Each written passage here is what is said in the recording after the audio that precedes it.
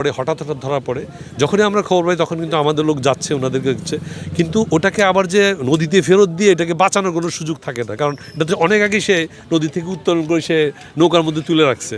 এটা ডলফিন বা অন্য যে সমস্ত যেগুলো মানুষ অভ্যস্ত হয়ে গেছে, এগুলো যদি সে যে ছেড়ে দেয় তাহলে কিন্তু মাছটা কিন্তু রক্ষা পেয়ে যায়।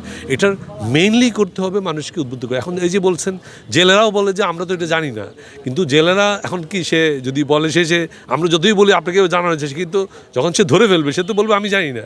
কিন্তু এই জন্য এটার মানে প্রতিরোধ, অর্থাৎ এটা আইনগত ব্যবস্থা থেকে এটাকে গোড়ায় যেন সে নদীতে যেন ছেড়ে দেয়, সেটা আমরা বলছি। আপনারাও মিডিয়ার মাধ্যমে মানুষ প্রচার করবেন যে এটা আপনারা নদীর মধ্যে ছেড়ে দেবেন, কারণ সে যখন ডিপ নদীতে সে এটা ধরে সে 3 ঘন্টা 5 ঘন্টা পর দিন ভোরবেলা সে বা সে ঘাটে আসে, বেচতে আসে, তখন দেখা যায় সে ওই সময় তো মাছটা সে অলরেডি মরে গেছে, সে আর বাঁচবে না।